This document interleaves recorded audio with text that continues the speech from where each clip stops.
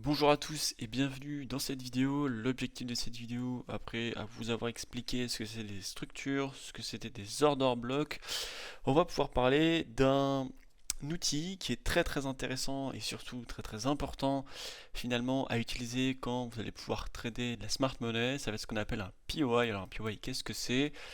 C'est tout simplement ce qu'on appelle un point of interest, donc un point d'intérêt, d'accord? Alors c'est vrai que on va avoir l'école des personnes qui nous disent que les order blocks ne sont pas des POI et que les POI ne sont pas des order blocks, et ils auront tout à fait raison.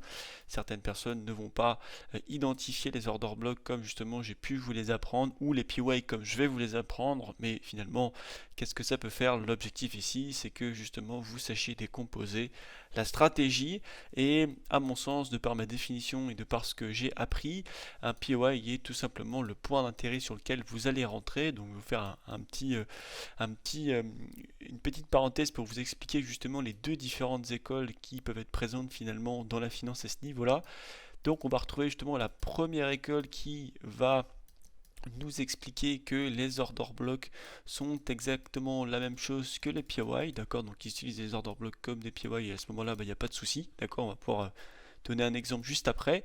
Et on a la deuxième école qui, par contre, elle, de son côté, une fois que le marché sera intervenu dans l'order block, donc quand le marché sera rentré dans l'order block, viendra chercher des confirmations en interne pour par la suite identifier son POI, son point d'entrée. Alors pour le coup, il n'y a pas de bonne, il n'y a pas de mauvaise école, d'accord? Il y a simplement deux écoles qui sont parfaitement praticables, deux écoles qu'il faut savoir entendre et comprendre, parce que dans tous les cas, si vous voulez être le plus complet possible, il va falloir dans tous les cas maîtriser les deux. Donc ici, on a cette première école qui nous explique que les order blocks sont aussi des POI et qui vont pouvoir de ce fait trader les order blocks comme des POI. Et comme on l'a vu dans les vidéos précédentes, il n'y a absolument pas de souci avec ça. Si vous avez pricé que nous avions une cassure d'order flow ici et que vous souhaitez vendre une continuation de cette manière-là, pardon, il n'y a absolument aucun problème, ça peut parfaitement fonctionner. Oui, il n'y a absolument pas de souci avec ça. N'oublions pas que le marché se déplace d'order block en order block, c'est-à-dire de demand en supply et de supply en demand, d'accord?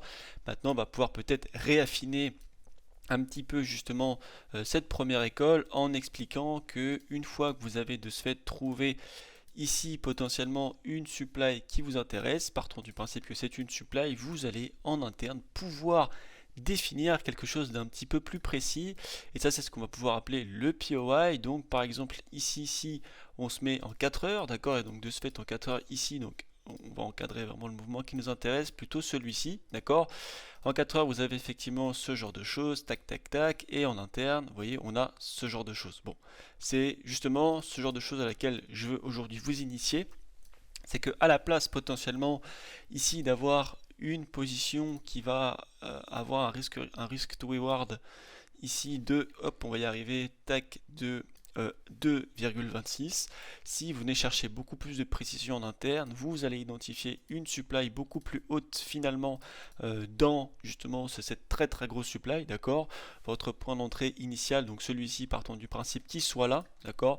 Vous allez potentiellement pouvoir augmenter votre risk reward de manière significative, d'accord? Donc là, vous voyez, bon, après je suis sur une très grosse unité de temps, donc c'est un petit peu rendu caduque, mais le fait ici de venir chercher de la précision en interne, d'accord, donc potentiellement, vous voyez, votre supply ici se situe là, d'accord, forcément, votre point d'entrée va se trouver relevé par rapport à l'ancien, d'accord, donc votre TP lui de son côté va rester le même, mais par contre votre risque to reward va être beaucoup plus intéressant. Donc là vous voyez on passe de 2,26 pardon à 3,3. Donc là c'est peu significatif parce qu'encore une fois je suis sur une très grosse unité de temps et qu'on ne prend pas assez de détails par rapport à ça, mais si vous voulez on peut directement aller sur les graphiques pour attester un petit peu de tout ça.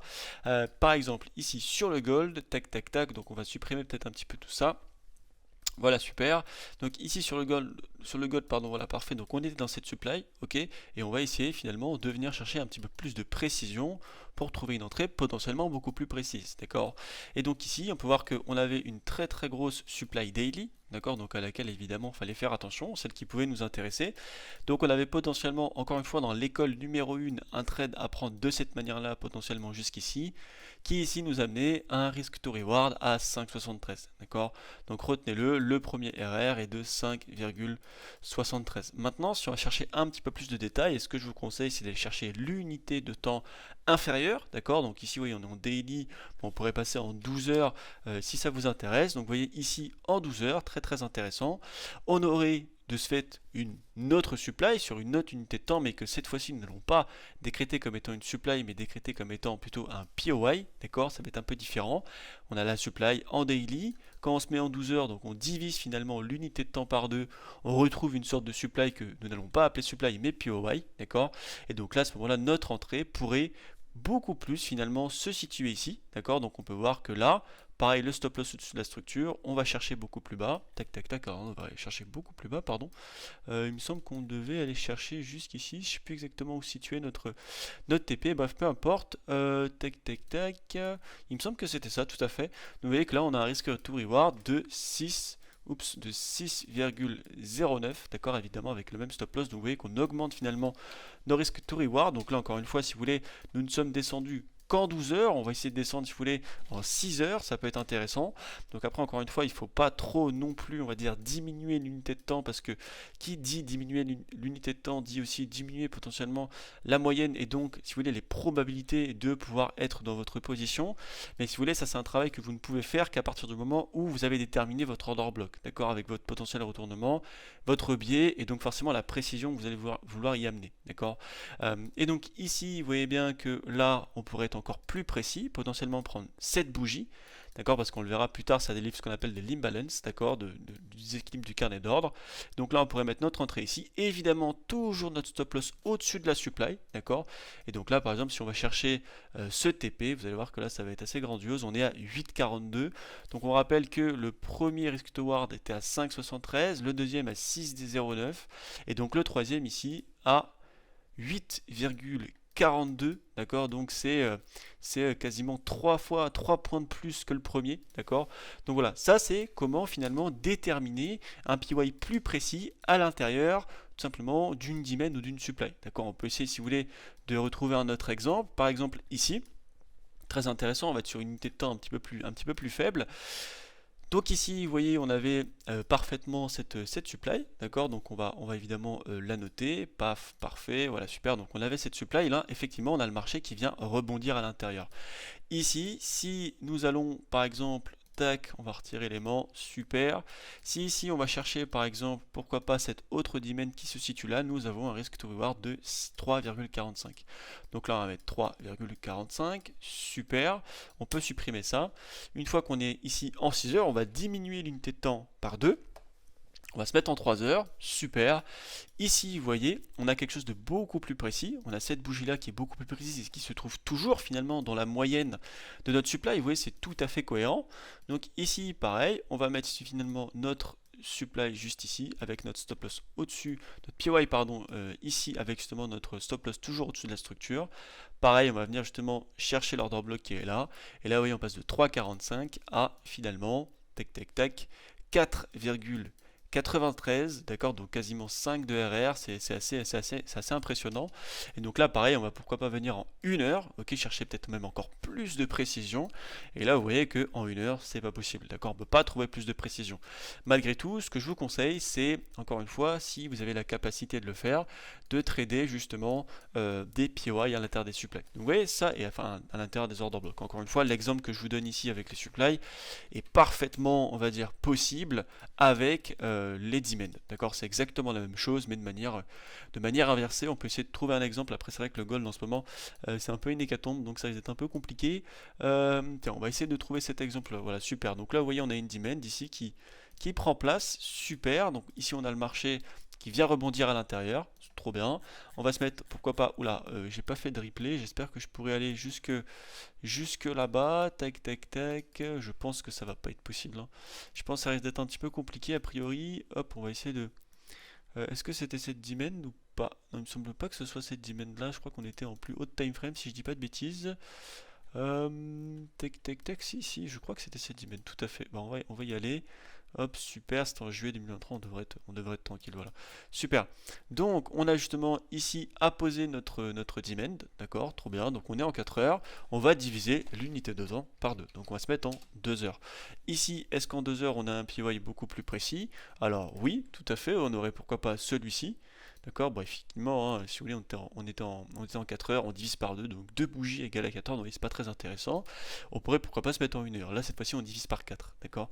Et donc là, en 1 heure, effectivement, vous voyez, effectivement, on a une entrée qui se situait ici, d'accord? Donc on voit que c'est une entrée qui est largement disrespect, d'accord? Mais il n'y a pas de souci avec ça, parce que dans tous les cas, je dis bien, nous allons mettre notre stop loss en dessous de la structure, d'accord? Et donc là, forcément, vous voyez, si on va chercher ce niveau-là, là, on a 4,33.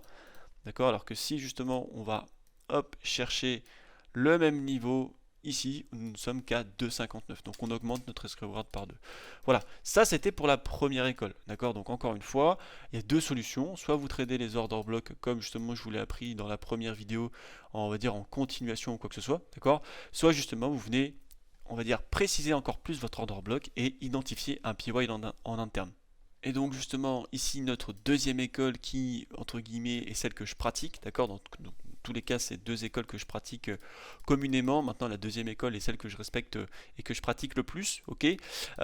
C'est celle qui va beaucoup plus nous intéresser, celle que je ne vais pas pouvoir vous expliquer en totalité aujourd'hui parce qu'il y a beaucoup de confirmations finalement que nous n'avons pas encore vues, d'accord, mais vous inquiétez pas, on aura le temps d'en parler au fur et à mesure des vidéos. Il y a vraiment une continuité finalement avec ce que je vais vous expliquer, et c'est exactement ce que je peux expliquer dans mon mentorat. Il y a une continuité. Là, si vous voulez, la deuxième école, c'est important que je vous en parle pour que vous compreniez pourquoi plus tard on en parle de telle ou telle manière, d'accord. Donc là justement on a vu cette première école où parfois on avait un peu des disrespects, d'accord, c'est-à-dire des POI qui se font traverser, etc., comme on a vu dans le dernier exemple. Maintenant la deuxième école, comment elle fonctionne? Exactement de la manière que je vous l'ai expliqué ici. C'est-à-dire qu'en fait dans la deuxième école, pareil, vous voyez, on va venir identifier finalement nos supply, nos demand, etc. D'accord, donc vous voyez par exemple ici on a une demand, super. Ici on a une continuation de biais, donc forcément cette demand ici va nous intéresser.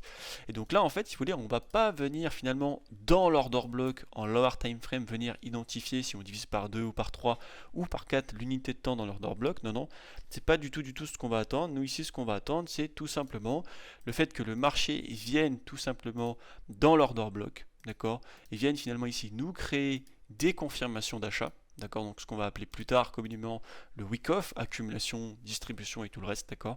Et en interne, après potentiellement ce qu'on va appeler un shosh, un change of structure, d'accord, identifier par la suite notre POI, d'accord.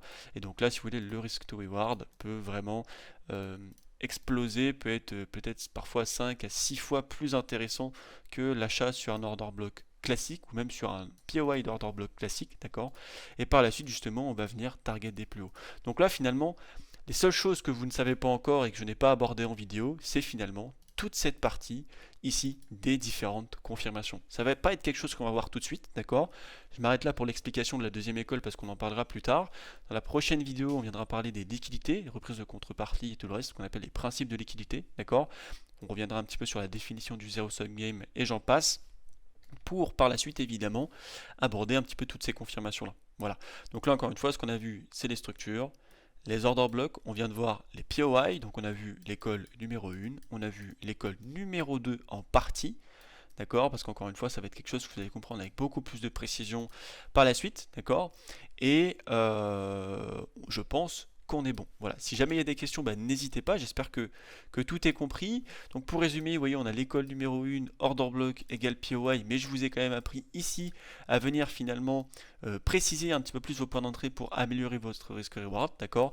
Et ici l'école numéro 2, dans laquelle justement, moi de mon côté, je suis beaucoup plus établi, dans le fait évidemment d'identifier mes order blocks, mes demand, mes supply, de venir en interne. Alors oui, petite précision, quand justement vous avez ce genre de choses, d'accord, par exemple ici on est en 4 heures, pour pouvoir entre guillemets attester des confirmations précises en interne, il va falloir diminuer ce qu'on appelle l'unité de temps et établir une relation par proportionnalité d'après ce qu'on va appeler encore une fois la règle des 30. D'accord, donc ça vous inquiétez pas, ce sera quelque chose qu'on viendra aborder.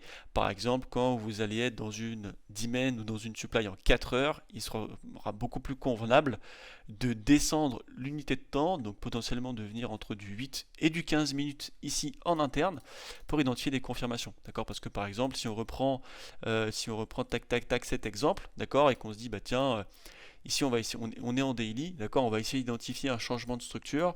Bon, là si vous voulez, on n'a pas de détails, d'accord.